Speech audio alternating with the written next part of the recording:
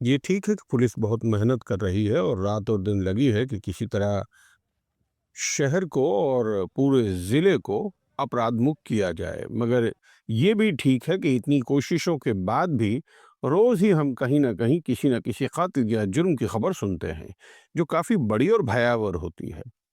ऐसे ही जब शहर सो रहा था तो कल रात करनी सेना के झारखंड राज्य के अध्यक्ष विनय सिंह का कत्ल हो गया।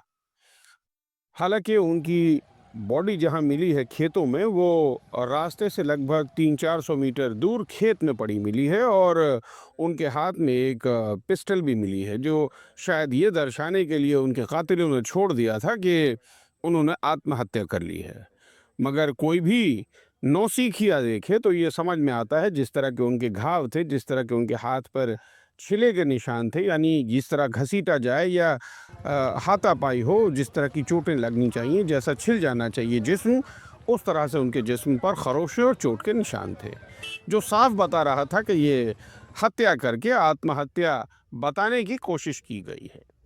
बहरहाल यहाँ तक तो लोग अब नाराज़ हुए इतना कि करनी सेना के कार्यकर्ता और बाकी उनके चाहने वाले फौरन ही उस इलाके में जमा होना शुरू हो गए। नतीजा ये हुआ कि देखते देखते ही डिमना चौक को जाम कर दिया गया और रास्ते पर आग और टायर का इस्तेमाल कर टायरों को आग लगा दी गई।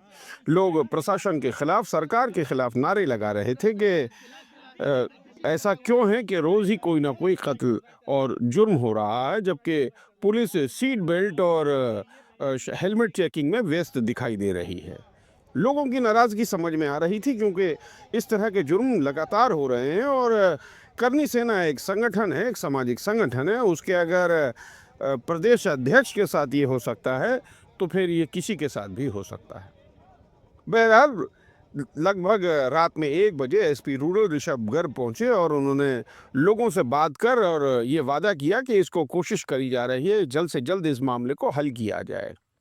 और जो रास्ते को ब्लॉक किया गया था, उन्हीं की पहल के बाद रास्ते को करीबन 2 ढाई घंटे बाद ब्लॉक को खुलवाया गया और NH 33 खोल दिया गया और गाड़ियों की आवाजाही नॉर्मल हो गई। उसके बाद उनकी बॉडी को वहां से उठाया गया और MGM भेजा गया, जहां पोस्टमार्टम होगा। हालांकि उनके चाहने वालों और करनी सेना के कार्यकर्ताओं का ये कहना है कि जब तक कातिल पकड़ा नहीं जाएगा, उनका अंतिम संस्कार नहीं किया जाएगा। तो ये अपने आप में एक ख़तरनाक सी बात हो रही है कि शहर में सचमुच अब कहीं भी जुर्म हो जा रहा है, कहीं भी कोई भी किसी को गोली मार दे रहा है। जब पुलिस इस कदर चेकिंग में व्यस्त है, इतनी चेकिंग कर रही है कि हेलमेट भी चेकिंग हो रहे हैं, सीट बेल्ट भी चेकिंग हो रहे हैं, कई बार क्रिमिनल पकड़े भी जा रहे हैं उन बैरिकेड्स पर, तो फिर ये बंदूक, ये पिस्तल, ये असला आता कहाँ से है? ये कौन लोग हैं जो इतना हज़ारों की तादाद में स्टॉक कर बैठे हैं शहर में? या फिर अगर ये स्टॉक नहीं है, तो फिर ये किन रास्तों से आता है जहां पुलिस की चेकिंग नहीं हो रही है? कहीं ना कहीं पुलिस को, अब प्रशासन को इस लॉ एंड ऑर्डर को लेकर वापस से ड्राइंग बोर्ड पर आना होगा और अपनी स्ट्रैटेजी को फिर से ठीक करना होगा। हम आशा करते हैं कि कातिल जल्द से जल्द पकड़ा जाएगा और उसको कड़ी से कड़ी सजा मिलेगी। आइए दिखाते हैं आपको पूरी खबर।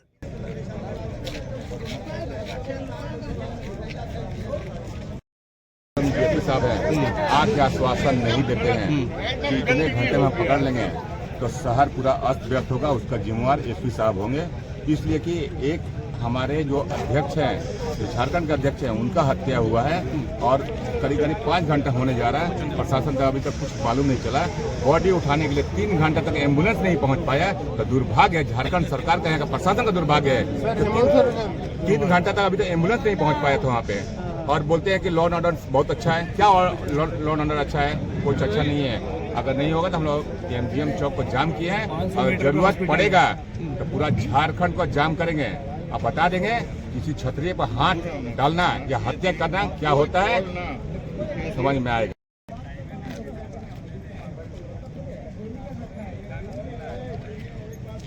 क्या कहेंगे? देखिए, निश्चित रूप से ये हत्या का मामला है।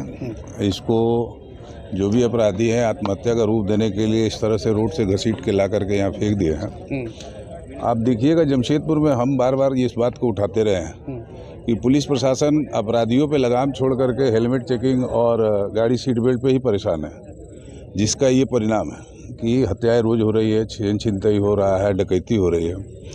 ये प्रशासन का फेलियर है।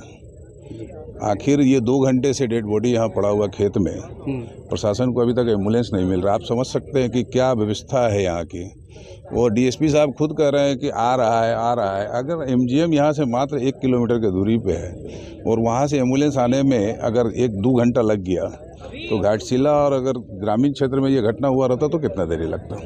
तो ये कहीं ना कहीं प्रशासन का फेलियर है, इसका उचित जाँच होना चाहिए। हम लोग मांग करते हैं प्रशासन से कि ये लड़का चूँकि इस तरह का लड़का नहीं था जिसका बैकग्राउंड कोई अपराधी हो, जिसका कोई किसी से झगड़ा हो। मैंने बड़ा आश्चर्य हो रहा है कि इस तरह का लड़का का भी मर्डर हो सकता है।